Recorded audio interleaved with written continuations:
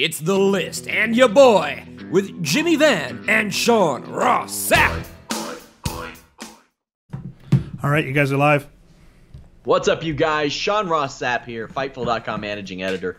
November 15th, it is The List and your boy, number 46. Yeah. Number 46. Sean, let me tell you something. So first and foremost, I was telling you off the air I was going to tell this. Anybody listening to this that either you have young children or you're about to become a parent, let me tell you what you don't do. Although I know it's difficult, so I'm not blaming anybody. It's difficult. You try to keep them away from like community children's playing areas, right? Like, you don't want them associating with the plebs. What I'm saying is Chuck E. Cheese, stay away from the ball pit, that kind of thing, right? My kid, there's like a Lego store here in a mall. They have like community Legos kids can play with, right? Last Friday, my wife sent me a picture of my daughter playing with Legos at one of these things. And as soon as I saw that picture, I thought, I'm going to be fucked in about 3 days because she's going to get sick. And I don't know why it is, Sean. Whenever my kid keeps me up all night because she's sick, it's always Tuesday night for whatever reason. So that Wednesday when I do this podcast, I feel like ass. So last night, we're doing this on the 15th. Last night, Tuesday night, I got about an hour's sleep because my kid was sick. So I told you that I am dragging ass like you wouldn't believe today. But for you, I'm here, Sean. For Nigel, I'm here.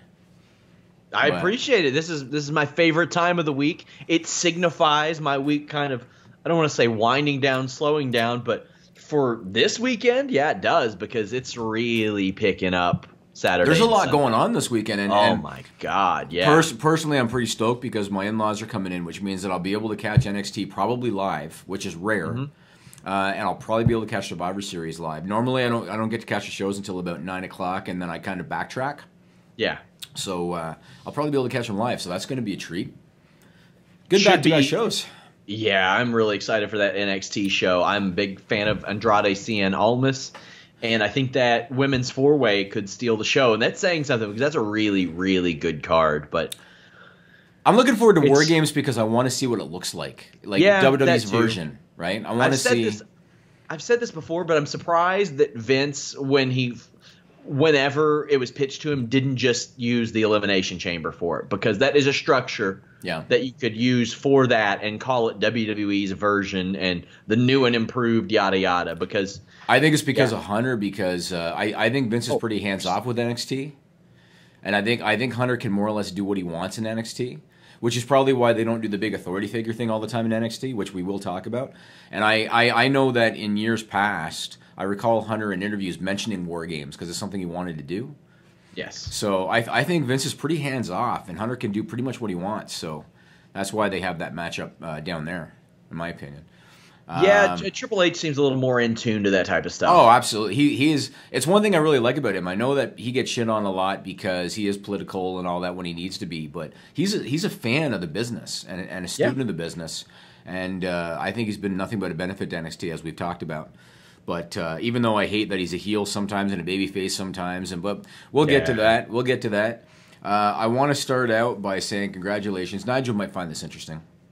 I like that I can see you this week, Nigel. I moved everything around. You moved everything specifically over. so that I can look you in the eye. I know. You didn't see me on the street today. That was interesting. Must be nice, guys. Must be nice. So I want to give a shout out to Brandon James and Aaron Fletcher. That is the couple that got engaged in the building during Raw on Monday night in Atlanta, Georgia. One of our regular readers of Fightful named Jeff, he goes by the name Hefe, and I apologize if I pronounce your handle incorrectly. Hefe Blackman or Hefe Blaukman? Not sure. But Jeff is his name, and he hit us up. He sent us a video of the proposal. Said that Brandon James is one of his best friends. So I'll do you one better. I heard from Aaron. You did? I heard from Aaron, and I asked her about their thoughts on Paul Heyman kind of calling out the engagement. It's great. Yeah. She said, honestly, it made it that much more memorable. Absolutely. He acknowledged us when he could have ignored us. Yeah. Brandon wasn't meaning to pick the time that Brock came out, but it just happened. It was put up or shut up at that point, but he's a huge fan. And then she said, I literally hear your guys' show after every single damn WWE show. Your voices are etched in my memory. Don't know if that's a good thing or a bad thing, but it is a thing. So That's what, me adding that. And she said, it was pretty awesome. It made him and Brock smile. Yes. And it said that a production guy came over to her and said something about coming to get us when the commercial came on, but didn't come back. Okay. But she said it was very they were very happy. It was awesome. Sent me pictures of the ring and cool. the sign of she said yes. So congratulations to them. That's really awesome. So I was saying to Jeff about how if Brandon chose the Heyman segment on purpose, he's brilliant. Yeah. And I think Jeff said, if I remember right, he was planning on doing it at 9 o'clock, and then Brock happened to have that segment around that time or something. Yeah. Let me tell you something. If there's one guy on the entire Raw roster that is the time to do something like that, it's Paul Heyman. Because as we've talked about before, most of the guys on the Raw roster, they're not really good at listening to the crowd and playing off the crowd, and they stick to the script all the time. And Heyman is so experienced with this stuff that he'll roll with it. And so what happened, Nigel, was Paul Heyman's cutting a promo in the ring. He's got Brock Lesnar with him. The whole crowd is chanting, "She said yes," because there was a proposal. And Paul Heyman couldn't figure out what it was at first. And I think Brock pointed it out, right, Sean? Yeah, because Brandon held up a sign that said, "She said yes," right? So I think Yes. Brock Lesnar pointed it out, and Paul Heyman saw it. In the middle of his promo, he stopped, went over to the ropes, and he said something along the lines of, "She said yes because she's never been with this beast or something." She's never seen a beast like Brock Lesnar. Never seen a beast like Brock Lesnar. And Brock popped for that. Did you see that? Yeah. Brock popped for that. Like, he loved that. And so that's why I was saying to Jeff, the guy that's friends with Brandon and Aaron, if the groom picked that segment on purpose, it was brilliant, because Paul Heyman is the one guy that was gonna pause. So congratulations to those guys. Imagine if they would have done it during the Jason Jordan segment while he cried. I loved it. You know what? I don't know if I liked it because I wanted to cry too, but I don't know if it's because it was so bad or because I felt bad for Jordan. Yeah, yeah. Do you recall when Sean Waltman started in WWE as the Lightning Kid 1-2-3 kid back in like 94, 95? Do you recall that when he started, he would cut promos talking about like being at his grandma's house because he was portraying this kind of virginal, innocent young guy, right? He made me think there was a shot for me in WWE because Right. he was a little dude and I was like, before I got out of high school, I was real small. Right. I'm talking like when I graduated, maybe 130 pounds. But then I find out that the small X-Pac, the small 1-2-3 kid, about 200 pounds. Yeah, he's like 6'1", I think. Yeah, 6'1", 200 pounds. Yeah, but anyway, I thought of Sean Waltman when he would do these "Oh My Grandma" promos, watching Jason Jordan die a slow death out there. But we'll get to that in a bit. So congrats again to Brandon and Aaron. I also want to give a shout out to Mark Francis, who's one of our regular readers of Fightful, lives in Ottawa, Canada, and he told an awesome story. I'm convinced Ed Norholm probably doesn't like us, because sometimes the truth hurts, right? I don't dislike him at all. I just want to see Impact survive. These are people that want to make a living. I don't want the company to die. I want them to survive, and he's made so many mistakes. So Mark Francis attended an Impact taping last week. And he told us that he was wearing a Fightful T-shirt. He spotted Ed Norholm, and it was clearly Ed Norholm because we saw the picture. He spotted Ed Norholm in the crowd. Ed Norholm is the guy that runs Impact Wrestling. Mark Francis asked to get a picture taken with him. Ed Norholm looked at his T-shirt, asked him, "What's it for and who are you with?" and then denied that he was Ed Norholm.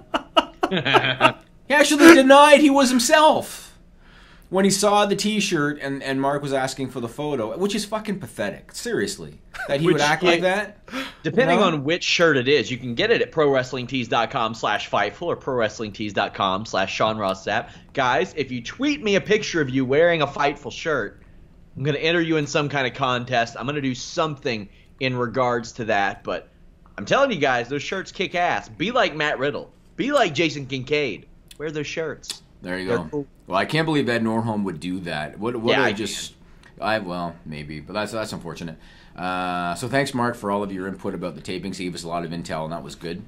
And last but not least, I don't know if you noticed anybody, because I know some of our listeners, you listen to the audio and you don't watch the YouTube or the video version of this. So in case you're not watching the video version, I removed the Sean Ross Sapp mask from the James Ellsworth in my background shot today. And It's the right thing to do, Jimmy. It's the right thing to do. And if I had more time, because I came in here late, if I had more time, I was going to take the shirt off too. so that he was the classic James Ellsworth? Not the right thing to do. Why don't you tell everybody? Because this is breaking news today, November 15th. It is. Why did I take the Sean Ross Sapp mask off the James Ellsworth? Well, we do have an article up on Fightful.com, and I have a breaking news video on YouTube, so make sure you guys subscribe, leave us a thumbs up, all that good stuff. I've been doing those pretty frequently for you guys because you're responding to them well. James Ellsworth and WWE came to terms on his release. Now, generally when they say that, the superstar has a little bit of a say in it. I don't know if that's the case now, but no. So yeah, you and I off the air talked about this last week when we talked about SmackDown, and Ellsworth was super kicked by Carmella. I asked you on the show, it looked like he's being written off. I know that you were hopeful he wasn't because you're a fan of the character, but it looked to me like he was being written off, and now he's been released. But you know what? You can't look at anything about his whole run as anything but a positive. And I still look at James Ellsworth as an example of what to do when you get a shot. And when you think of somebody like Emma that shit on the Emmalina character allegedly, look at a guy like James Ellsworth as an example of what to do when you get an opportunity. He was supposed to be brought in as a scrub that Braun Strowman destroyed. That's what he was supposed to be. He got the chance to say one thing, and he made it last. Now, granted, his look helped him. Because looking the way he looks and having the no chin thing and all that helped his cause. But you're right. He had one shot with one line. He also sold like a champ too.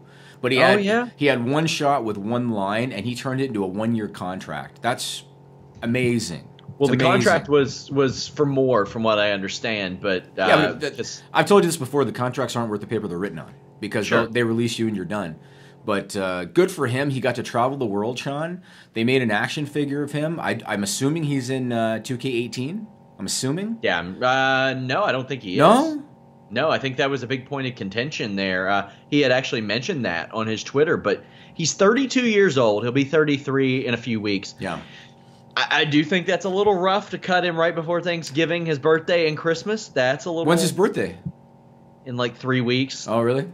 Yeah, that's kind of rough, but he'll get independent booking, Sean. Dylan Hales, who runs the SCI tournament, said that 3 people have already sent him text asking him to book them against Ellsworth. Good. You don't think? I mean, he's got the James name. His name is James Ellsworth Morris.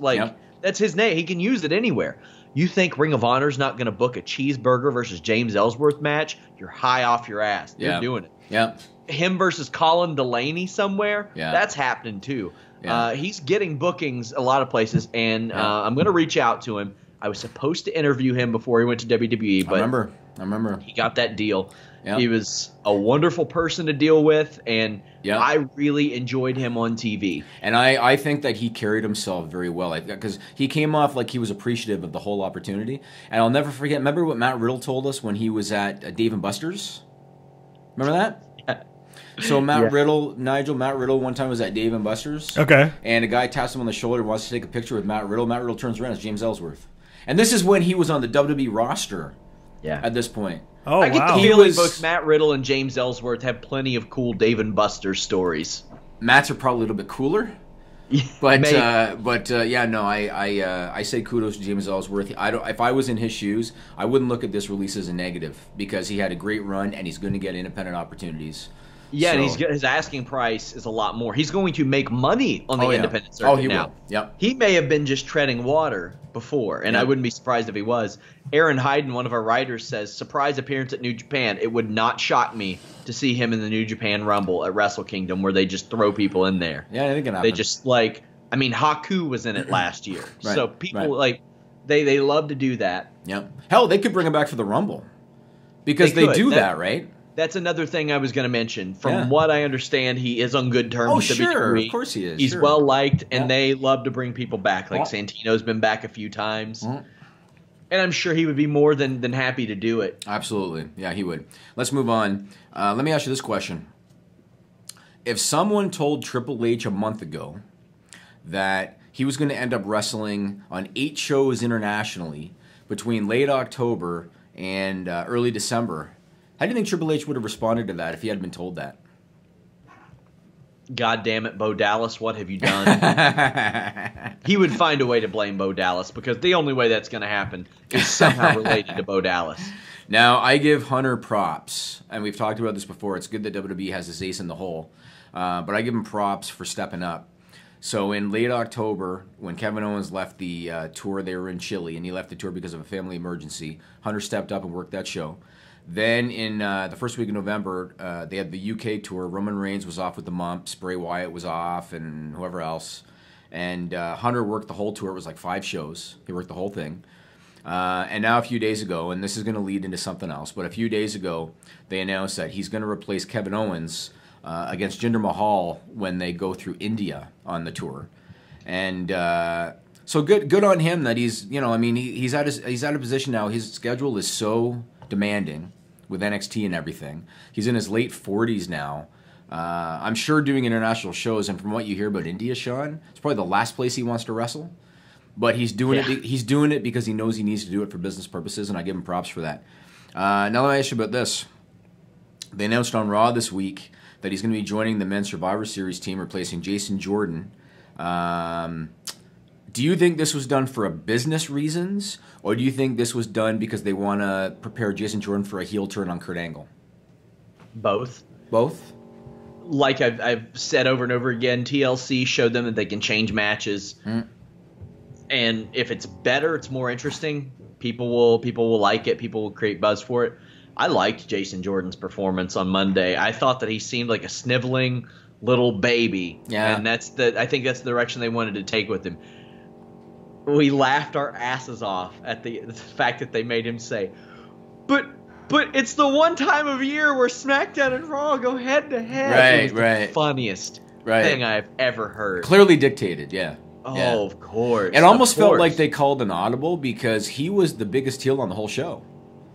So it almost felt like when he came out earlier in the show and was getting shit on by the people in Atlanta, it almost felt like Vince was like, oh, this isn't working. Let's just get him the fuck out of there, But I'll tell you this. So I think that the heel turn is going to be great for Jason Jordan. Matter of fact, I think the fans might pop for it because they want to see it. Yep.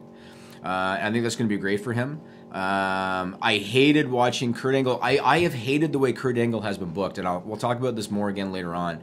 But I hate the way he's been booked. I hated watching him stand there and do nothing while Hunter pedigrees his son because Kurt doesn't want to piss off the boss, Triple H. I hated watching that, and that was the one moment from the whole show that I probably disliked more than anything. Sure as hell looks like they're teasing Kurt and Hunter at Mania, which should be a hell of a matchup. But I hated watching a hell of a matchup. But there are times when they do that, and I'm like, who gets over by doing? Who gets over? Right. In that, the McMahons get over. The McMahons get over. That's like we'll talk about it. And it is WrestleMania is a special situation because it is a standalone one night type of thing. Right. So I'm okay with that. So going back to Hunter being thrown into the match with Jinder Mahal in India, we have some pretty interesting WWE news related to India, Sean. Yes. I think that we have, I think enough information has been put together now that we're able to determine the success of Jinder Mahal's run as WWE champion. So it was reported by the TimesOfIndia.com on November 14th that the first of the 2 shows that were scheduled to run in the Indira Gandhi Indoor Stadium in New Delhi has been canceled. They're going to do 2 shows, one on December 8th, one on December 9th, back-to-back, and they've canceled the first show on December 8th. And to make it worse, which is clearly a sign that ticket sales are slow, they've said anybody that bought a ticket for the show on the 8th, you can redeem it on the 9th and get into the show on the 9th. So clearly ticket sales are slow if they're able to do that. And then as we talked about, they've injected Hunter into the match in Kevin Owens' place because clearly they feel like they need to do it. And to make it even shittier, the release from WWE, Sean, the statement, you heard the statement or read the statement? The spin. Yeah, right? We have a website that we posted on, Jimmy. Oh, yeah, there you go. What's that called? So Fightful.com. So WWE released a statement, and here's the quote. To meet the requests of WWE fans in India and deliver the biggest main event in the country's history, WWE is combining 2 nights of family-friendly action into a one-night-only exclusive super show. What a load of bullshit that is. So they're saying that to meet the demand. Here's the thing. WWE ever saying to meet the demand of our audience is rich. Yeah. Rich. But how are you meeting their request by canceling the show? How does that make any sense?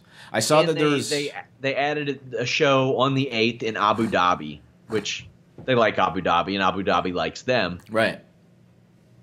I've made this comparison, and I'll make it to you, Jimmy. And I don't like making the sports comparisons. The Houston Rockets, didn't shoehorn Yao Ming onto the team. He was really good. He was Chinese, and because he was a really good Chinese basketball player, popularity of the NBA exploded in China. Jinder Mahal is not from India. Right. He is not really good. Right.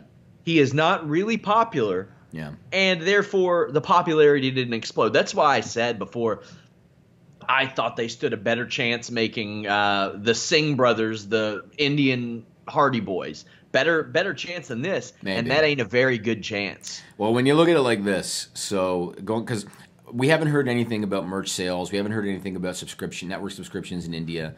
It's hard to get that information. I'd asked Brandon Howard in the past if there's a way that he could figure that out, but I know it's hard to figure out. It's tough. But when you consider that, okay, so they've cut one of the shows. They have acknowledged, basically, that the remaining show isn't close to sold out because you can redeem your ticket from the 8th, right? So they've acknowledged that. They added Triple H to the show in the place of Kevin Owens. Mm-hmm. And they took the title off Jinder Mahal a week before the Survivor Series when they'd already announced Brock and Jinder.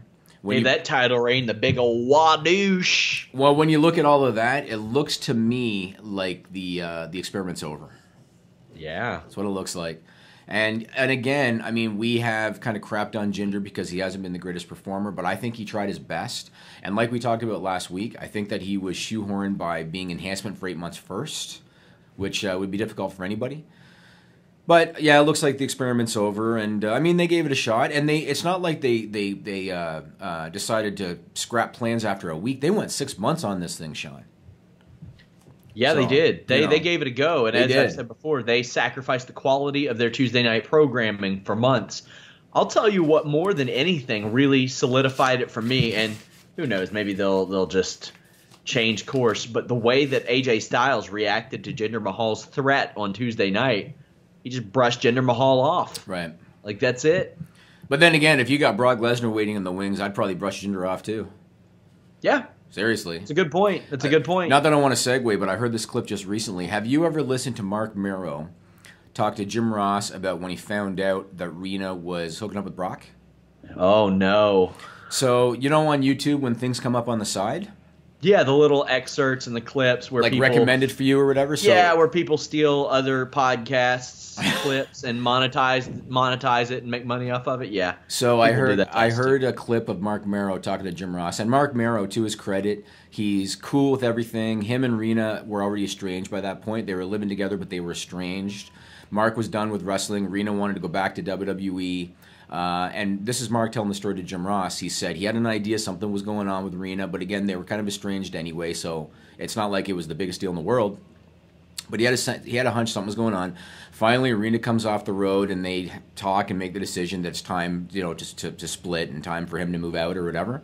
And Mark Mero telling the story to Jim Ross, he was saying, there's always the part of you in the back of the head that's like, when I find out who this piece of shit is, I'm going to kick his ass. And then Mark Mero said, as soon as I found out it was Brock Lesnar, he's like, it's a lot easier to forgive. And that was Mark Mero telling the story. Yeah, that's what he said. He said, it's a lot easier to forgive when you find out it's Brock Lesnar. Yeah, I would imagine so. Why do you think WWE, they'll show a lot of, great moments in history and stuff from their women's wrestling and women's characters? Sable at one time was one of the most over personalities in wrestling. She was. They don't show anything. No. They sure as shit don't show Stephanie ripping off Sable's top in the middle of a feud where Sable's banging Vince McMahon. That ain't happening. Yeah. Well, whatever. How's our time? We good? Okay, let's go to one more thing. So you mentioned this already. I want to again give kudos to WWE for the unpredictable booking that they've been doing the last couple weeks, because they continued on again this week. So not only did Triple H replace Jason Jordan in the men's elimination match for the Survivor Series, Charlotte defeated Natalya for the women's title on SmackDown, which means that Charlotte is out of the women's elimination match. She will now represent the women's title against Alexa Bliss, leaving a spot open on the SmackDown women's team. Do you think it's Paige's spot? I hope so. Yeah? I hope so. They're waiting apparently until Sunday to reveal it. Yep. And Jeff thinks that they're like the SmackDown's going to lose, so it's not a good spot for Paige. But I think if you're in front of that crowd, it's going to be a hot crowd. Yeah. I think it is the place. I think they could do that. If they put Natalya in there, man, that is fart noises. You Yeah, want to I leave agree. Natalya out so she has a reason to be upset, I like agree. a reason to go after it.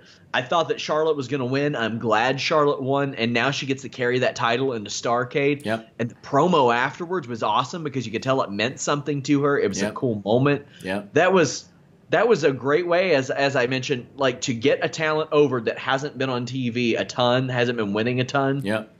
You put them in a good match. You win a title. It means something to her. She cuts a real promo. Yeah. We mentioned it last night on the podcast, how she had to catch her breath after Natalya had like given her this tough match. There was a sense of realism there that I could appreciate. Yep. Loved it. I think Charlotte's a star, man. Like, Absolutely. And it's crazy to think she had no desire to do this 5 years ago. Yep, she's the top female performer in the company and arguably in all of wrestling. And I still think now she's got the title back. Now I think, do you remember before when her and Flair were together as a pair, Ric Flair? Yes. And then she cut a promo where she shit on him in order to split from him. Yes. I think she should be a heel. I think Charlotte's better as a heel, and I would love to see her cut that promo where she swerves the fans. Because now they're rooting for her, but then she turns heel. Yeah. She's so much better as a presence when she's a heel. She's natural. She is natural. Yeah, I think so. I thought that she worked excellent as a babyface in that match last night, though. She did. That getting out of that sharpshooter. Ooh, that was good stuff. And Natalya is still really, really good in the ring. Absolutely. I also liked, even though I don't think much of Baron Corbin, in terms of the unpredictability factor, I liked that they've been positioning the Survivor Series match as The Miz versus Baron Corbin or Sin Cara. Yes. Because they had to have the match first in order to determine that, That right? was a good match, too. That was a really good match, too. I liked how it was all positioned. And and again, the unpredictability has been great. I think that it has made Survivor Series a more interesting show. And it's made television more interesting because you have something set and then you change it the next week. And I just like it. I wish they would do more of it. Yeah, I have a real sense of optimism going into this week. And a part of it's because of the great SmackDown I watched last night. There were 4 really good matches on this show. Right. And I had fun watching it. There was unpredictable booking. Like I said, nothing was set in stone. So they didn't have those weeks of just stagnant stuff where your match is set like 4 weeks ahead and you just bide time until then. Which is what they normally did, yep. And for a while, like I got it because they used to announce their matches like the week before or a week and a half before. And people would compare it to MMA and say, well, UFC announces their stuff 3 months out and it's not a big deal. Well, Colby Covington, Nate Diaz, Elias Theodorou aren't on TV every single week trying to hold your interest. Right. They're at home at training camp. These guys got to be on TV every single week. And I thought that Sin Cara did an awesome job as a TV program for Baron Corbin. Mm-hmm. Baron Corbin and The Miz did a great job on their own building up this match. So I'm really excited. Who do you think wins that? I'm leaning towards Corbin because I think Miz is bulletproof. I could see Miz winning due to the Miztourage. Yeah. That's the only reason I think is due to the Miz. I think that the Miz is a more overact than Baron Corbin, but Baron Corbin again has the fact that he's tall in his favor because no matter what WWE wants to say publicly, that's why they like him because he's tall and because he's a former football player. So, but I think with the Miztourage, that gives Miz an advantage. I want to say one other thing about SmackDown, and I actually tweeted this last night. My 1 tweet a week that I normally do. I loved Sami Zayn's goofy heel dance during his entrance with Kevin Owens. I loved it. It's called skanking. It was funny, and I just loved it. And the thing I loved about it even more was it was the Kevin Owens entrance music. Yes. And Kevin Owens entrance music does not exactly inspire dance fever, Sean. He's got to do like a skanking elbow drop or something. Hits the ropes, then does it, and elbow drops. And I know that we put Kevin Owens over every week because Kevin Owens is awesome. So we put him over every week. How great was it, even though you could see it a mile away, how great was it that there comes the Shield and the New Day is looking at Kevin and Sammy like, okay, you guys are with us because we're going to, Raw SmackDown. And then as soon as the Shield gets on the apron, Owens and Sammy powder out. It's like, I guess you could say they went into business for themselves, Jimmy. Right. I'm sure that's what happened.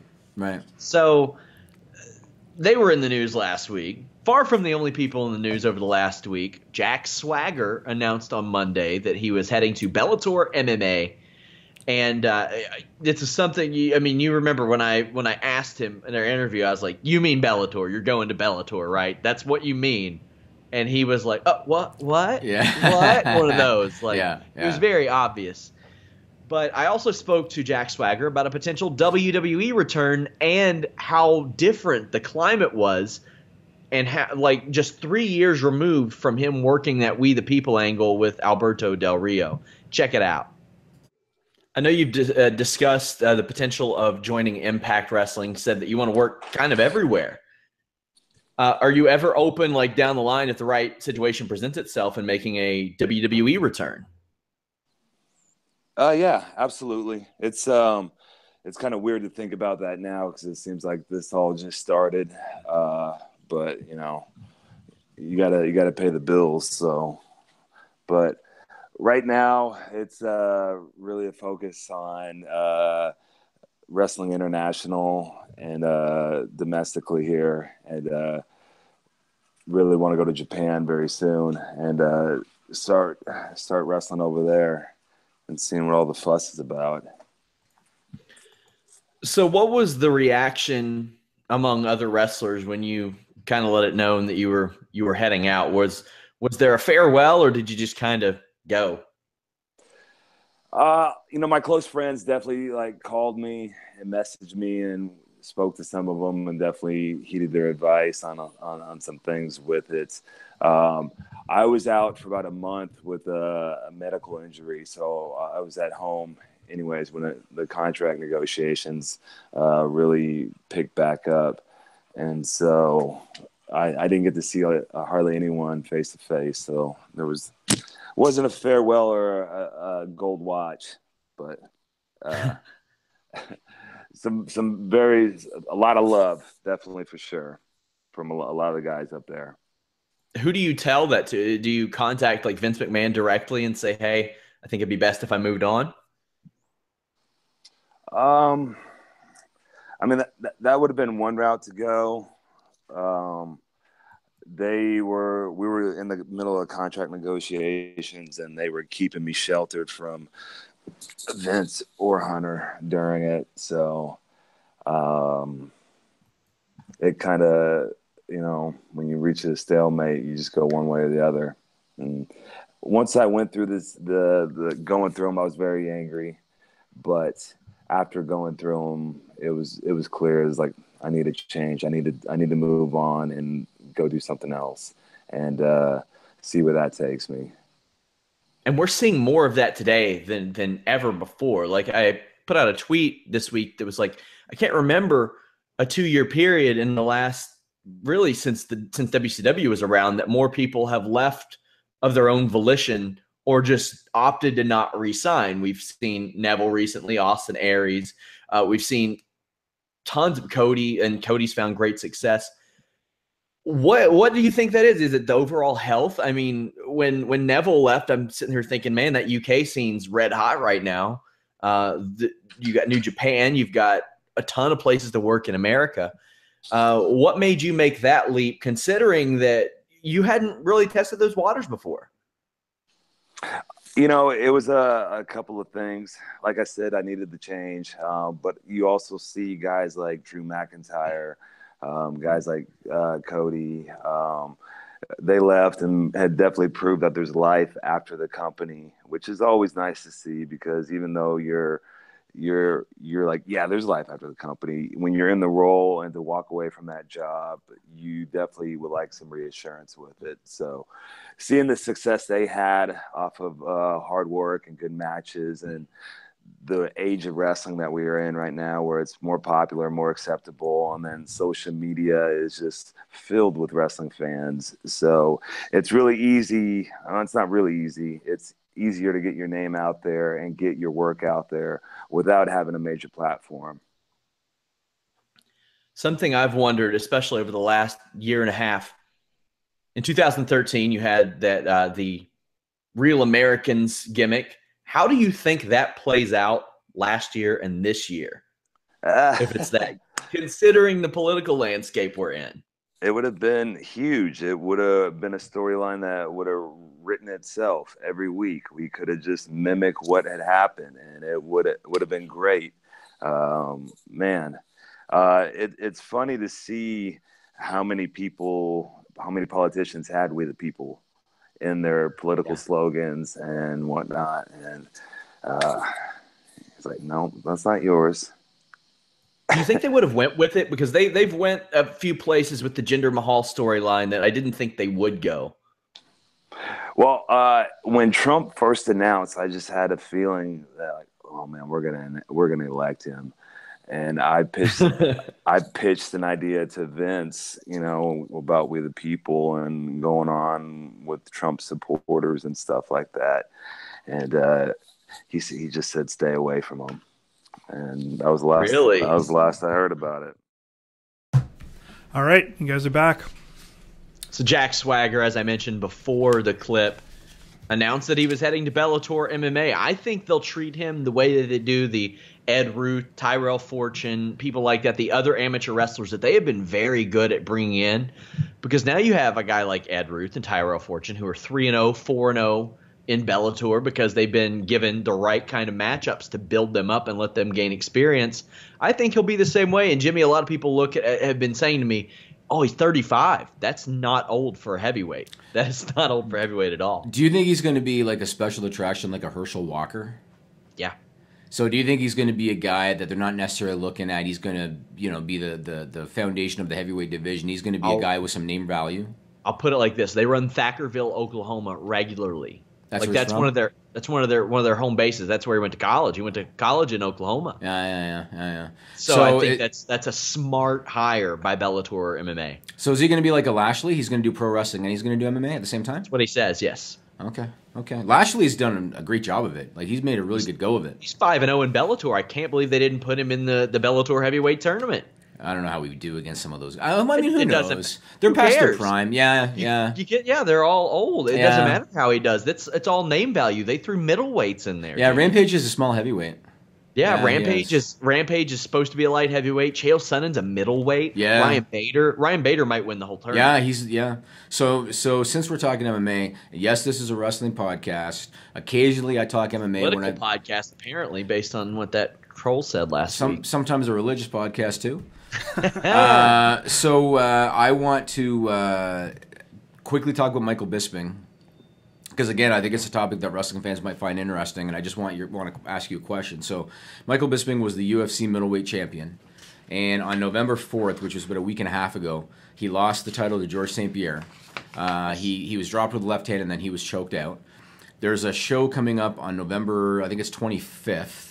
Yeah. And Anderson Silva, who I think most people are familiar with, he was supposed to fight on that show. There was a drug violation, a USADA drug violation. He was pulled from the show. Michael Bisping now has stepped in, and he's going to fight against Kelvin Gastelum on that show, which is going to be 3 weeks to the day after the fight with GSP. My question to you is on that guy. Yeah, no, but here's my question. I realize he wasn't knocked out in the GSP fight, but he was still dropped with a left and choked out. Shouldn't there be some kind of like a 90-day safety? There was a 30-day one. He was given a 30-day medical suspension, but he got cleared by a doctor to return. That's what happened? Yeah, and he has straight up said he's going to retire in March. Yeah, I heard about that. In England. That story's up on Fightful.com. Actually, I had the Petey Williams Impact teleconference that I had to miss, and supposedly the Bisping Gastelum media call all at the same time, but the UFC media call got moved back a few hours, and I'm stoked because Bisping on a media call is great, especially when he's filling in for a guy who failed a USADA violation because he has been outspoken about that for years. Yeah. Very excited to hear that. just giant-sized balls on Michael Bisping to take that fight. And that's a tough fight, but I don't want to talk about the fight itself so much as the fact that I couldn't believe 3 weeks after getting... It is shocking. Right? And it doesn't sound safe to me. It doesn't sound safe. It's not. He's probably going to get his ass kicked pretty bad. But why would UFC allow him to get back in there after he got dropped and choked out? I just don't understand. 3 weeks later. They didn't want to cancel a card in China because that was the only fight on that show. They couldn't get anybody else? I don't know. Well, here's the thing. He's fought in China before, so maybe it was a little easier for him to take that fight. Like, I don't know what kind of procedure he has to go to in order to get into China. Yeah. But maybe because he fought there 3 years ago in Macau that it made it a little bit simpler for him to take that fight. Maybe. I don't know, but that's just my How many times has WWE been shit on over the years because a guy, is working through, say, a staph infection, working through a torn ligament, whatever, and they get shit on for it. I realize Bisping's not injured, but he still got dropped with a left hand. He got choked unconscious, and 3 weeks later he's fighting again. I was very surprised, so I wanted to bring that up. I was too. Yeah. I did not expect that. So I want to talk about Survivor Series. I'm actually pretty excited for this show, man. Yeah, me too. And well, we don't really have to go down the whole card. I think everybody knows it. The big matches: Brock and AJ, the Raw men's team, the female elimination team, the Shield New Day, which is an interesting matchup. Usos, Cesaro, Sheamus, Alexa, Charlotte, Miz, Baron, Enzo, Callisto in the pre-show. There's one thing though about this card that I couldn't help but notice, and that is that how every year at WrestleMania time, people talk about how WWE keeps on going back to the well and relying on established older stars in order to sell WrestleMania, right? Mm-hmm. And there's been a knock on WWE for being unable to create new main eventers, like proven main eventers in this era, which is why they're going back to older stars for Mania. Look at this Survivor Series show. The top two matches feature Brock Lesnar, Kurt Angle, Triple H, Shane McMahon, John Cena, Randy Orton. Guys that have been around for 10 to 20 years are in prominent positions on this show. That's a little concerning to me. If I'm like an executive in WWE, and this is a B-level show, and you're relying on these guys to sell that show, that's a little concerning. What are they going to do 10 to 15 years from now, Sean? Are they going to bring Roman Reigns out when he's in his late 40s, even though he's never proven to be a draw at the top of the card? They're going to peddle him out there in 15 years as that era's Triple H? Is that what they're going to do? Yeah, they will. That's what they'll do until they just can't do it anymore. Yeah, and that's sad. They have to develop. They have to develop stars in the right way, and they've got Braun Strowman going babyface now and starting to do little things that he doesn't need to do. Like we talked about, yeah. And he should always attack Roman Reigns whenever they are within arm's reach. Always. He actually, that should be a rule. So I tuned into Raw late, and I have not yet been able to go back on YouTube. I heard that Braun said it's true, it's damn true, in a backstage promo. He sure did. Braun said that to Kurt Angle? Mm-hmm. He sure did. So for all of you, the WWE Universe, I love you all so much. I could do it without you. They actually had Braun Strowman say it's true, it's damn true? Yeah. He's what, 6 months away from suffering succotash, Sean? Oh, is that what's going to happen? I prefer corned beef hash, but I'll say it anyway. If we've said this before, Bayley was a can't miss prospect coming out of NXT. Can't miss, right? And now she's a scrub, essentially. Shinsuke Nakamura was a can't miss prospect coming out of NXT. And now he's, inconsequential, really. And now Braun Strowman, probably the most over new star of the last at least 5 years. And they're having him do this bullshit already. Isn't that disappointing? Yeah, it's real disappointing. It makes me sad, man. It's so disappointing. I was going to bring this up later about Braun and Kane on Raw, but we'll talk about it now for a minute. You know how sometimes when the company, and all wrestling companies are like this, not just WWE, but when they know the finish that they want, but they don't know how to get there necessarily, and so they come up with something nonsensical. And maybe it's because they're lazy, maybe it's because they just can't come up with anything better. Clearly on Raw, and you called it because they didn't have the LED panels up, although I don't know if that had anything to do with the spot, so maybe that's not related. But clearly on Raw, they wanted to do the power slam through the ring, right? Yeah. They wanted that visual, clearly. And they wanted to not give away the first official Braun versus Kane match on Raw, but they wanted to do that spot. And so what they decided to do was book the match. Kane comes out, Braun comes out. They're standing in the ring looking at each other like every other match on every other show. And for no apparent reason, the referee chooses not to ring the bell to start the match. Weird, right? It was... so that part of Raw I caught live, because that was the end segment. I caught that live. I was watching that live, watching the referee thinking, what's he doing? He was just standing there not doing anything. And way to bury the ref and make him look stupid and never have any respect from an audience standpoint. And how many times have we seen matches where one guy attacks the other guy, and as soon as that happens, the referee calls for the bell to start the match? When one guy, that's right? why you have the attack start outside the ring, because you have to be inside the ring to ring the bell. Right. If you want to go the other way, have it devolve right there from ringside. Right. You're right. I mean, Kane could have just thrown a boot at him as Braun was coming into the ring, and then they could have kept it going outside. That's all it takes. It was so odd watching that referee just stand there, because it's not like they were standing there for 2 seconds. They were standing there for like at least 10 seconds, the two of them looking at each other. And it was so odd. And I, again, watching that, and then when you saw how it played out, clearly they wanted to do the power slam spot. They didn't know how to get there. And that's how they chose to do it. Really odd, really sloppy. One other thing that I noticed during that segment, so they're brawling around ringside. And all of a sudden, Corey Graves goes, hey guys, this match has never officially started. And when he said, as soon as he said that, I thought to myself, he was just told to say that over the headset. Because he said that kind of out of nowhere. They were talking about something else, and then Corey Graves jumped in and said that. And I thought he was just told to say that on the headset because they wanted to make it clear this isn't a match. This is a brawl. Their first ever match is going to wait, kind of thing. No, I just can't wait to see what they make Braun say next. After the show, I'm going to go to Cricket Wireless, who has a great partnership with WWE. More data at the same price. Do you think that they're going to have Braun in the Colonel Sanders gear? They should. They should. They need to do that. That's the thing that should happen. But I'm all on board for that. Braun Strowman would never give a shit about that, dude. Not hate KFC. Well, here's the thing. Here's why I've let a little bit of leeway go. It seems like he's doing Kurt Angle favors because Kurt Angle is enabling him to be violent. Like, violence is Braun's currency. Like on SmackDown if you when he beat the shit out of this guy, I'll do whatever. Type of thing. Well, you saw on SmackDown when he came out, he stopped, looked at Kurt. Kurt pointed to the ring, and then he went. Yeah. So they did make it look like he was kind of following his lead a little bit. Like doing a favor. Because, the whole thing was Kurt's giving him Miz. Kurt's giving him Kane in matches. Like, those have been what this relationship is based on. And then on SmackDown, he gave him the whole roster. So, it has been blood for just favors, basically. And he was once again the most over guy in the ring when he came out. Guy's awesome. He's awesome. He's great. Let's go to Stupid People.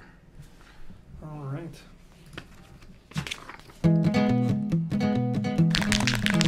This is a stupid song, it just goes on and on. You might find some meaning, but you would be wrong. All right. So first off, I know that one of our YouTube viewers loves this. Yeah. Thanks to Trevor Strong, trevorstrong.org, for the usage of the stupid song. And once again, why do I say it every time? Because not everybody...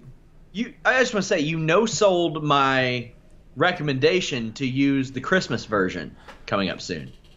Did you show me a Christmas version? Yeah, you just never pay attention to the messages I send you. That's because I run a company, Sean. I sent it to both of you. I sent it to you and Nigel. Nigel knows. Whoa. What? I didn't get this. Whoa. Yeah, scroll up on the very window we are on right now. Don't click on anything right now. Don't click on anything. Well, I'm not going to do that now. Okay. So Trevor Strong, trevorstrong.org. Now, I want to say this, Sean. This is going to be one of the best weeks of Stupid People news we've ever had. I have a visual today. And anybody that's listening to this on iTunes or wherever the hell else we have the audio version, you might want to check out the YouTube version this week in order to see the visual. Yeah, but this week I have a visual. These stories this week, it's amazing that these all occurred during the same week because they're all pretty good, I think. So, and the last one's got a visual. So this first one, it was reported by Fox 2 Detroit on November 13th. I don't know if this one is just stupid or stupid funny. You can decide. Nigel's going to like this one. So, 2 special ops officers from the 12th Precinct of the Detroit Police Department went undercover as drug dealers looking to potentially arrest buyers and seize their vehicles. And they were in a certain area of Detroit that's known for drug activity, right? So they're from the 12th Precinct. Then, while they're undercover, 2 special ops officers from the 11th Precinct show up. They don't know the other guys are cops. They order them to the ground, right? Next thing you know, guns are drawn, punches are thrown, one officer is taken to the hospital, and now all of the officers are under investigation because the department's trying to figure out what the hell happened. Wow. Isn't that amazing? This is sitcom stuff, and like sometimes I'll watch TV dramas and I'll be like, come on, I hate how they portray these cops as inept and oafs and like, we're just getting the conviction. We can't do the right thing.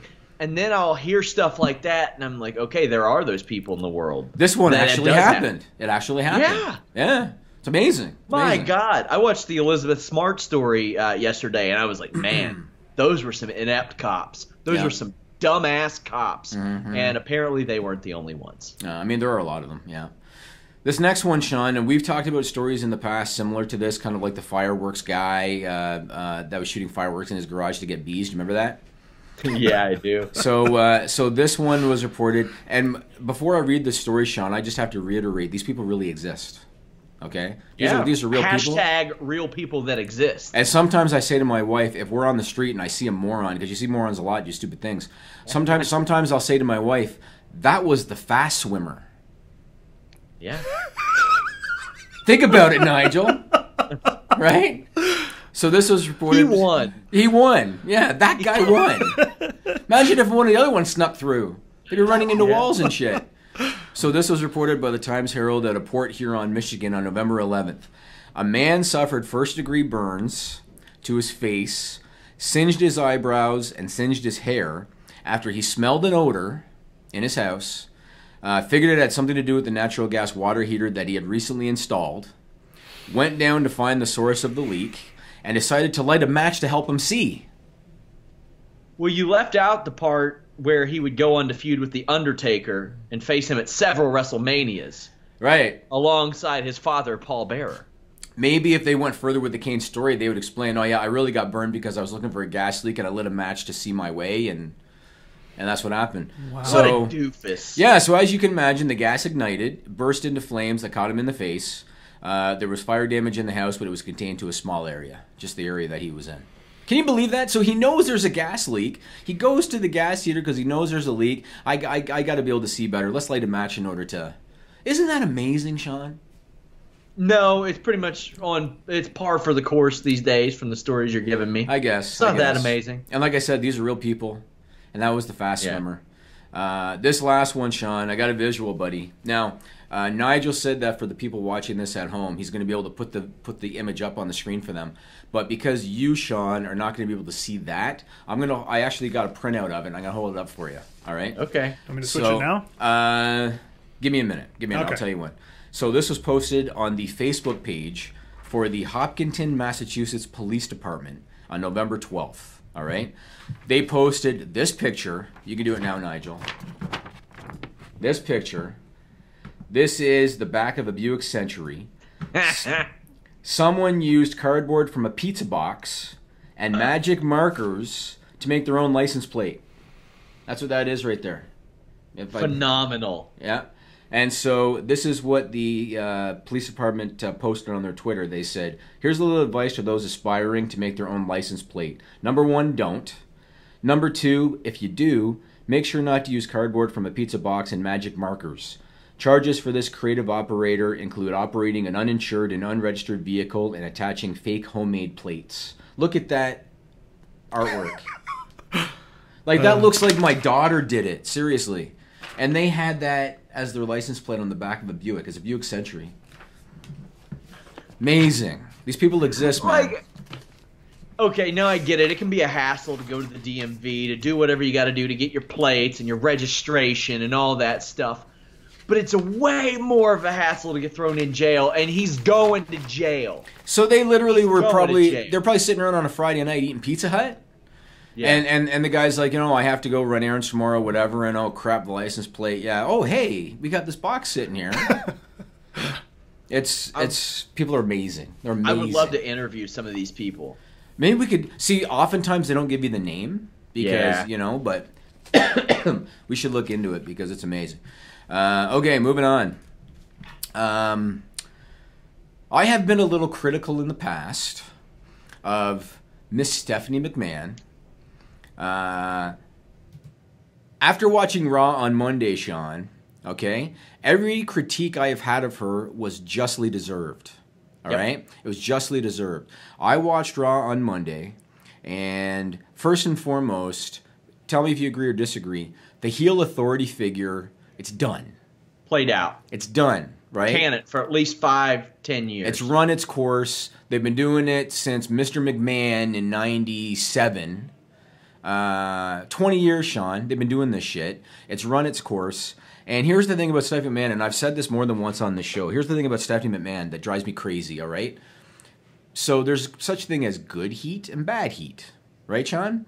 Yes. Good heat is when the consumer wants to spend money because you want to see the heel get their comeuppance. That's good heat.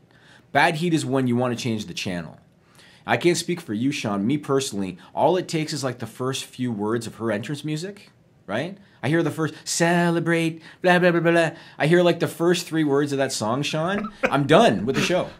What are the words to that song? I know celebrate, isn't it? Celebrate, da-da-da-da-da-da-da-da. That's all I know. But as soon as I hear that, Sean, I'm done. Because it is so tired. And how many years have we consistently, repeatedly, over and over and over and over seen Stephanie out there belittling the baby face, mocking them, humiliating them, dressing them down, slapping them sometimes across the face, never gets her comeuppance. Maybe once a year, Roman Reigns gives her a little spear at WrestleMania by mistake. To a departing Vicky Guerrero one time. And that was out of respect for Vicky Guerrero, right? Yes. But otherwise, never gets her comeuppance. Week after week after week after week, mocking and ridiculing and humiliating. I am so tired of it. It is annoying. It is irritating. It makes the segments hard to watch. It's not entertaining, Sean. It makes them hard to watch. And I got to tell you, I don't know if you agree with me on this. Watching the invasion angle on SmackDown this week, when Kurt was out there and they're beating up Shane McMahon and Kurt does the old Triple H thumbs up, thumbs down thing, right? I had trouble getting into the moment because right now when I look at Kurt Angle as an authority figure, I think he's a pussy, quite frankly. Because he's been out there getting just completely chewed out by Stephanie. He's got Hunter pedigreeing his son 5 feet away from him, and he's doing nothing about it.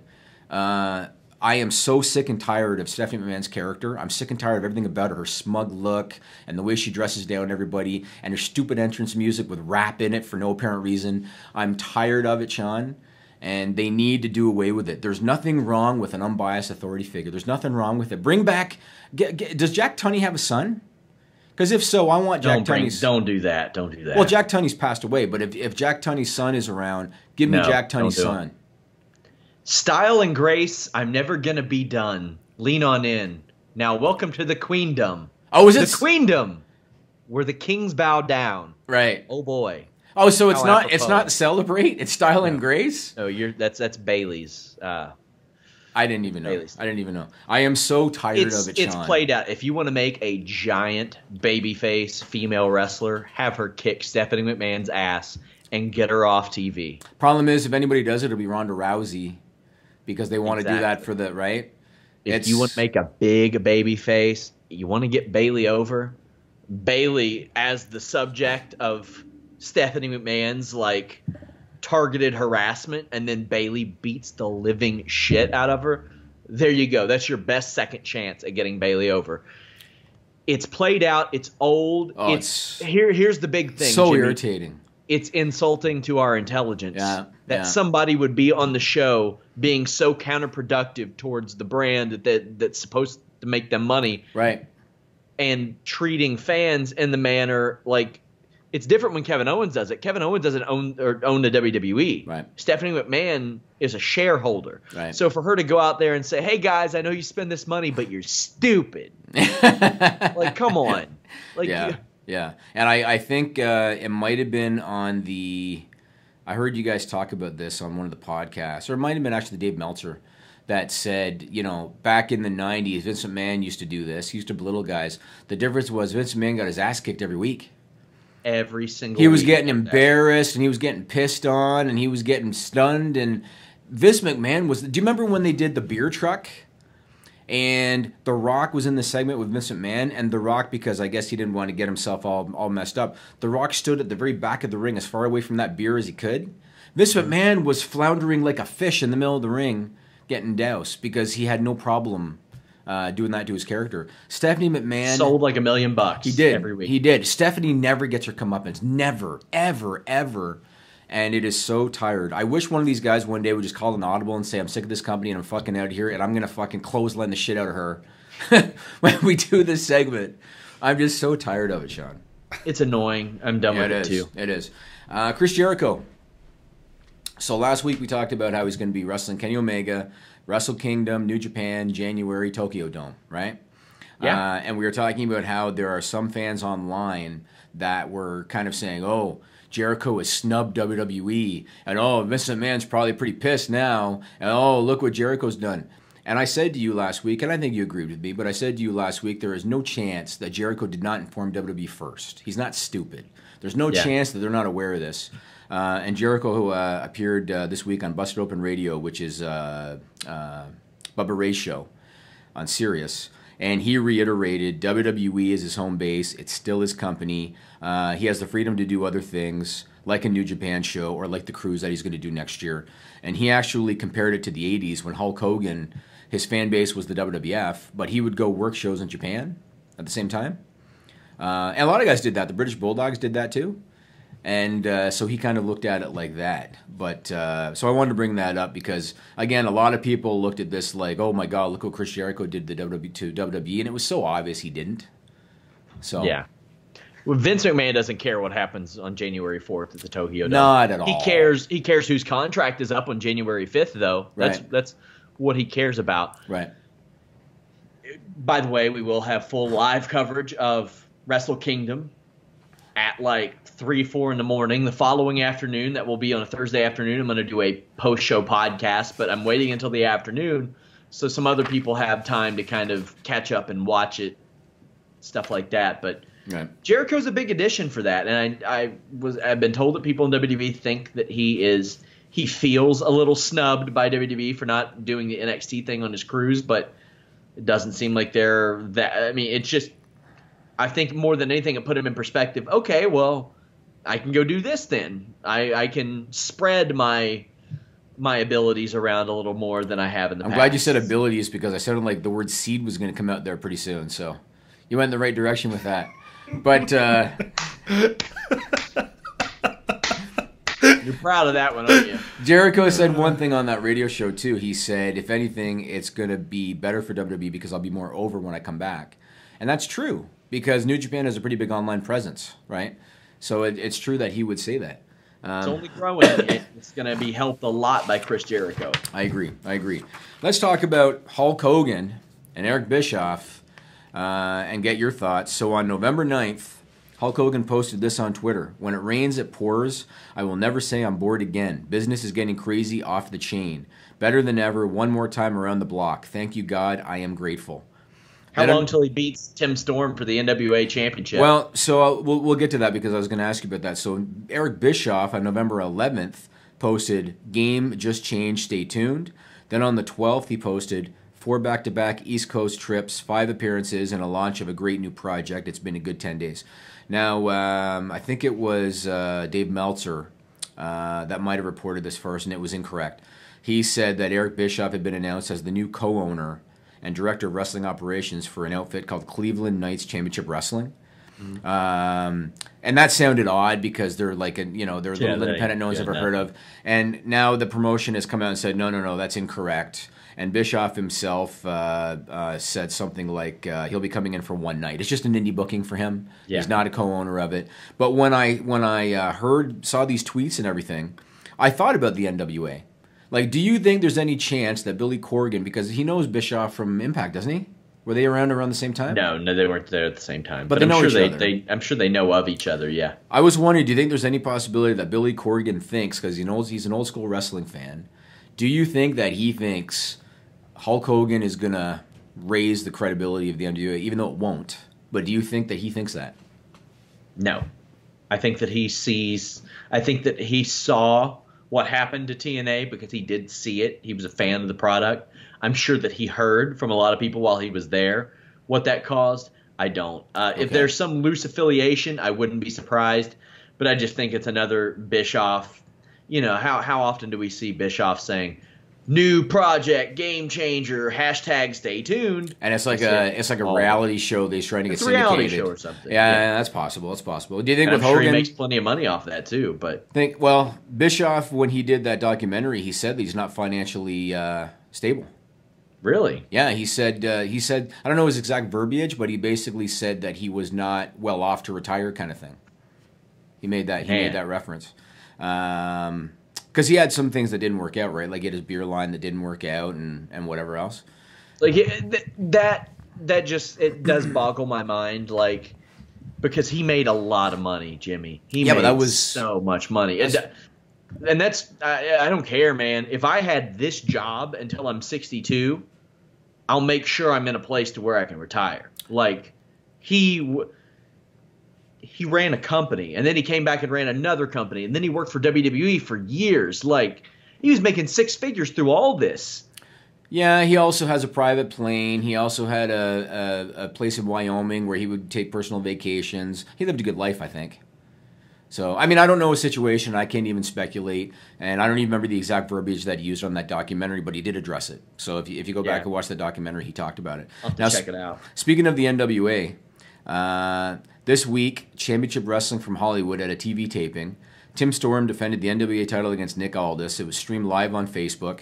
Last I checked, it actually had 42,000 views, which is pretty good, I'd say. Yeah. Now, we talked about this match when it was booked, and at the time, I didn't think much of it because I thought to Nick Aldis, this is just a booking. This is just an indie booking like anything else. This is not the NWA of old where these guys are all under contract. And Tim Storm won the match, retained the title, went about 15 minutes. I didn't think it was that great. Wasn't that great. Finish was pretty awkward. Tim Storm's just not a great champion. They actually called him on the show. The commentators referred to him as a history teacher. Yeah. This was the commentators did this. Well, it was a part, Jimmy, you got to watch the 10 pounds of gold that led up to it. Okay, fine. That was a integral part of this, was that they didn't hide the fact that he worked a full-time job as a teacher. Yeah. Like, straight up, like, that 10 pounds of gold series that they did was really, really good. And the match also has about 10,000 views in a day on their YouTube, which we're going to run it on Fightful.com as well. I thought it was the way that they built it up was great. There was zero presence online for the NWA on YouTube before Dave Lagana took that over. Yep. Zero buzz about the NWA outside of the occasional Sean Ross Sapp tweet saying, why the hell is this 52-year-old man world champion? I still think it's very fishy. I'm going to write a feature about this situation. I'm hoping to interview Storm, Lagana. Corgan, I would imagine, is kind of busy. Didn't like the match that much, but I loved the story. And the story was everybody knows that Tim Storm is not a prototypical champion. Right. They know it's an odd situation, a 52-year-old man. And everybody just assumed, okay, he's been world champion for a year. He's 50-something years old. Yeah. Billy Corgan and Dave Lagana are going to come in and take this title off of him. Yeah. Like, it was clear as day. He thought that too. Storm thought that too. He thought that too. Yeah. And I've been told some wild stuff that's going to be in this feature, like about some of the carnies that the NWA has had to deal with. And they told me that he was nothing but good to deal with when he could have been a carny. Right. They've had some shady stuff happening, like people sending belts back and them actually being replicas. Right. Having cops involved, stuff like that. Right. I thought the way they told this story was great. And I'm just sitting there thinking, James, or Jimmy, I've been around for a while, like seeing WWE trying to make me care about certain wrestlers. the NWA made me care about Tim Storm, even for a week. If they can do that, I'm interested to see who they can make me care about next. Who they can do that with. And Nick Aldis, if that's the best they got, they could have done a lot worse. He's held the Global Force Championship, the TNA Championship. He's 31 years old. Yeah. So yeah, I mean, they if Billy Corgan is really going to make a run at this thing, they got to pick a new champion. It goes without saying, and they got to pick someone good, somebody that they can stick with for a while. I will say this. Excuse me, for a first time. There are guys out there, Jimmy, too. There are. James Storm's are. A free agent right now. Sure, but what I was going to say was for a first effort streaming a live show on Facebook, I thought they did a decent job. The venue, I think, looks good. The lighting's pretty good. They had audio issues where the commentary wasn't working. The live interview guy, sometimes the mics weren't working. But for a first effort, I thought it was pretty decent. Yeah, the commentary volume was a little too high as opposed to the in-ring volume. But Todd Kenley, he was their lead announcer. I love him. I think he's great. He worked for TNA for a little while, and they let him go in favor of Josh Matthews. Fart noises. Yeah. But, I like his work, and I'm really excited to see what they do next. I think it's good. They made Tim Storm, who I looked at before this, not knowing a bunch about him, as kind of a questionable, fishy dude, and they made me sympathize with him. Right. And that I can appreciate. Right, for sure. So, Impact Wrestling. You already mentioned this. James Storm, done with the company. He lost a loser leave town match as part of the Impact tapings last week. Bram asked for his release, and it was granted. And here's something that should be concerning to Impact management. Bram was interviewed by Morgan Richards from Radio Cardiff in the UK. He said that he decided to ask for his release after Bound for Glory. He planned it out. The day after Bound for Glory, he was going to ask for his release. He said Impact is not the same place he entered 3 years ago. He said he felt slightly stifled and let down by the place. Said he felt he had been misused, mismanaged, and it was a waste of a year when it comes to his career. Now, here's the thing again. Anybody that listens to this show weekly, because we do talk about Anthem a lot and we talk about Impact a lot, I do not have a vendetta against Anthem. I don't hate Ed Nordholm. I don't even know Ed Nordholm. What it is I, not only as a fan, but as what do you want to call me, Sean, a wrestling critic? I'm frustrated by the mistakes they make because they're so easily avoidable. Yeah. And when you look at what Bram said, this is the mountain that Impact has to climb because morale is low. That's a fact. Everybody knows that Anthem is bleeding money on this promotion. And they've had to release guys at the Fight Network because of this. Everybody knows it. Everybody knows that they're cutting costs everywhere they can. Everybody knows that there's somewhat of a laughing stock in the business because of these repeated mistakes and repeated mismanagement and all the Global Force Wrestling acquisition and all the shit that they've done. That's just kind of how it is right now. There's a lot of uncertainty, and uncertainty leads to poor morale. And that's the mountain that they have to climb. And I thought that Bram summed it up perfectly because I think that his thoughts are the same that a lot of other people are thinking right now about when Impact they Wrestling. fail, do you think they'll try to get back in the wrestling business like Air Lux and Jeff Jarrett and Billy Corgan all did? No chance.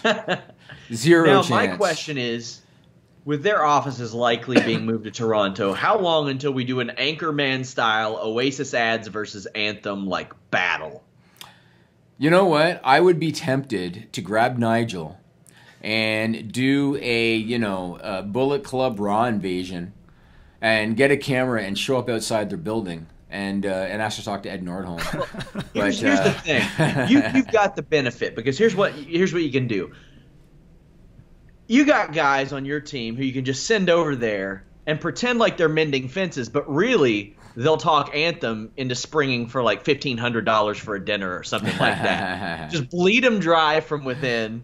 Ventura will show up on a horse with her backpack, pull some weapon out, attack Josh Matthews. Like, I see how it's going to play out. There's no chance Josh Matthews is going to relocate to Toronto. But based on what we're hearing about Anthem, I don't think it'd be a $1,500 dinner. I think they'd want to take us to Subway. That's true. But again, I don't hate Anthem or Ed Nordholm. I'm frustrated as a wrestling fan and as a wrestling, whatever you want to call me, right? Because you don't want this company to fold and you don't want these guys to lose their jobs. Exactly. Just so many mistakes they've made. And again, I thought Bram summed it up pretty well because I think a lot of guys are thinking exactly what he said. So I would agree. Yeah. I would agree. James Storm, losing him, that's a big one because he's been there since the beginning. He passed up NXT to be there. So you think that really happened? Yeah, I do. You think he passed up NXT? Yeah. Oh yeah, they liked him. They liked him. They still like him. Yeah, I'm not sold on that. I am. All right. So you want to? No. I want to sit here awkwardly until you tell me to.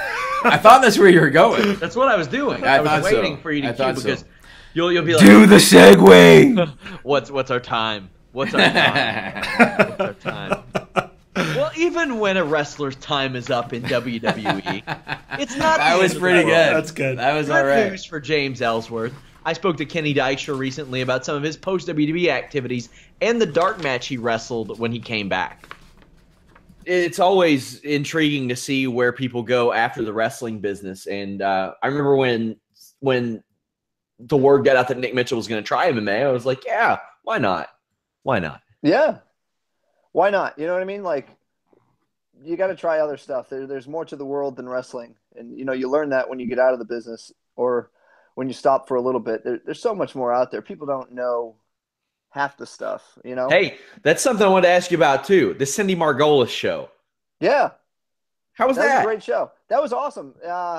My buddy, Andrew Glassman, he was the producer, and he does, Glassman Media stuff in L.A., and he was like, I have this opportunity for you. I think you might be interested in it. And I was like, okay, cool. Like, I just wanted to go and have fun. Like, this is great. It's a paid gig. I'll go live in a mansion for 3 weeks. And it was like living in a frat house. And then you get to mess around with Cindy Margolis that time. So it was great. And I totally, you know what it is? I totally worked the wrestling gimmick in there. And they had no idea. I would play pranks and they do the reality camera, the confession camera. And I would put over the fact that I was going to play a prank on somebody. And then eventually I would do the prank and I would make it look like somebody else did it. And then I would tease about my next prank that I was going to do. And I just knew that the producers were like, we got to keep this guy because he's entertaining and he's creating conflict. And he's it's just random stuff. But it was a great time. It was a great opportunity. I would totally do it again. I would totally go live in a mansion with a bunch of cool people for 3 weeks. She had a pro wrestling connection for a little while. I know WWE liked her a lot in 99, 2000 because of the UPN connection and all that. You also, around that time, worked a dark match against Justin Gabriel, 2011. What was that like? What kind of feedback did you get? That was great. It was actually kind of weird at first because he's like, hey, man, I used to watch you as growing up. And I was like, we're the same age. I think. No. You didn't. No, I was here. We were both the same age. But it was a great match. It was got great feedback. And it's I don't want to say that they mess with you on purpose because they don't. I don't think they mean to. But there were agents in the back oh, wow, that's great. I can't believe it. You're going to be back and all this stuff. And I was like, wait, where are you guys getting this information? No one's telling me this.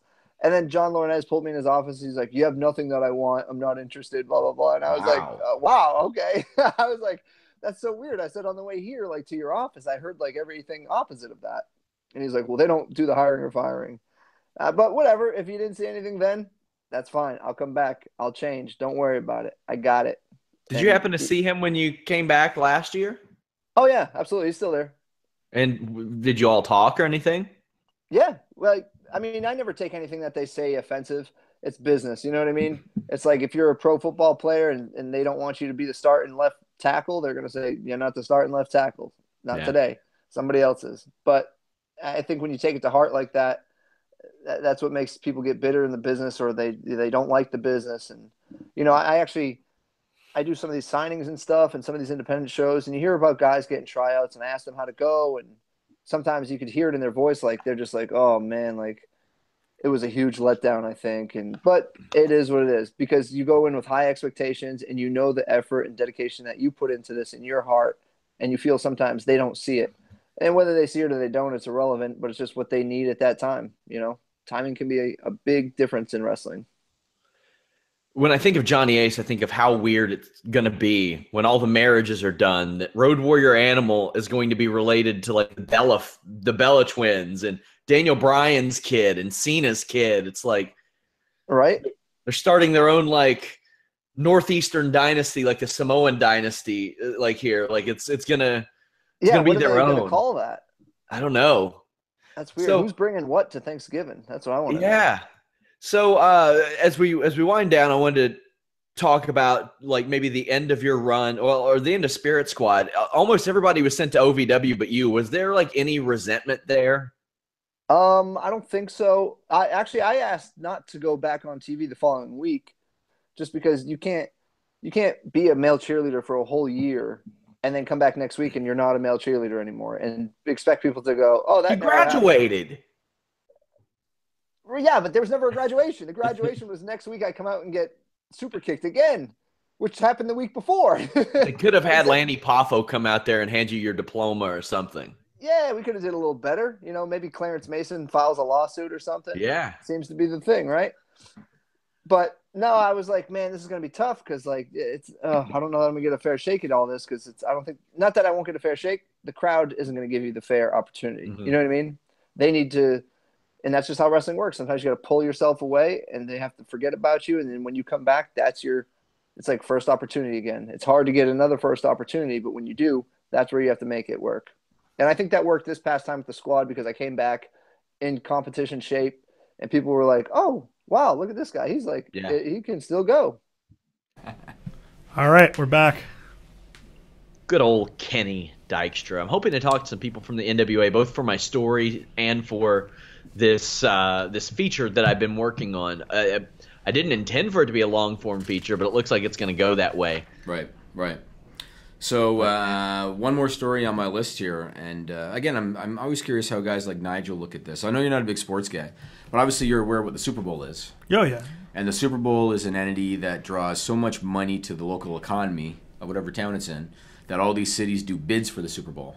They call the Super Bowl the Sean Ross Sapp of football. And why wouldn't they? Why wouldn't they? And so the Super Bowl is usually booked years out, right? Yep. At least privately. I don't know if they publicly say it every year, but they know what they're doing. WrestleMania has gotten to that point.